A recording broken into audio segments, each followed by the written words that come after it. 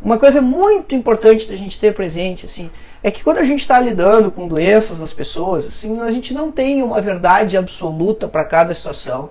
Você não vai ter uma forma de tratar exclusivamente para cada situação. E você também não vai ter só uma maneira de fazer o seu raciocínio clínico. E é justamente essa riqueza de possibilidades que deve ser explorada e que faz a gente crescer. O que eu quero dizer com isso? Bom, eu quero dizer o seguinte: às vezes a gente está muito acostumado a trabalhar sozinho, a trabalhar no nosso mocho e sem discutir muito caso com os colegas. E quando você está tratando de lesões de boca, de solução para problemas de paciente e tal, ou mesmo você está construindo o seu esquema de acompanhamento para um paciente, você está meio inseguro, como você vai fazer, que exame você vai pedir, é muito importante conversar com os colegas. Então essa troca de experiência entre a gente, quem está fazendo isso, sabe o quanto isso ajuda a crescer e quanto isso traz impacto no resultado.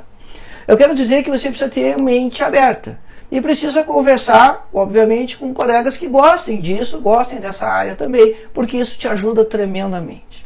É um problema, não sei se é um problema, mas é uma característica da nossa formação de cirurgião dentista, de trabalhar num box ou num mocho ali, onde a gente, depois de formados, fica pior ainda, porque a gente passa então a tomar as decisões sozinhos, porque aí você não tem mais o professor, os colegas ali, e a gente acaba se isolando.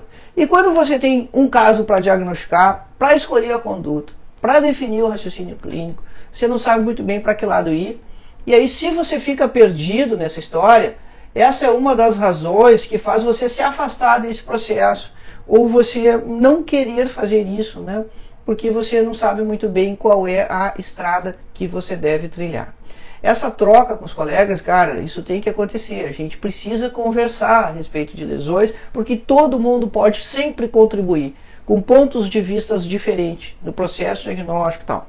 Isso a gente aprende quando está trabalhando um pouco mais com o diagnóstico, justamente porque a gente erra. Não tem quem não erre.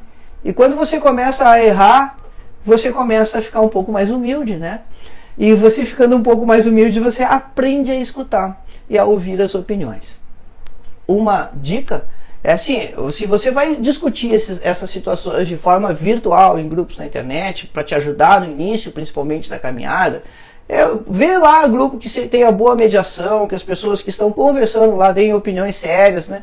Não aqueles grupos lá que todo mundo fica palpitando, dizendo um monte de coisa de forma, às vezes jocosa, às vezes humilhando os colegas, às vezes com aquela pergunta cretina: ah, desculpa perguntar, mas você é formado? Ah, desculpa perguntar, mas há quanto tempo você está formado? Poxa, para que isso, né?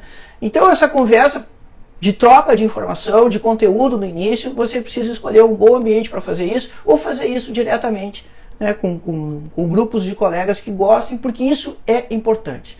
É diferente, por exemplo, da formação do médico, que eles sempre trabalham em grupos, eles andam pelo hospital em bandos desde o início da faculdade, olhando os pacientes juntos, discutindo os casos juntos, todo mundo dando palpite.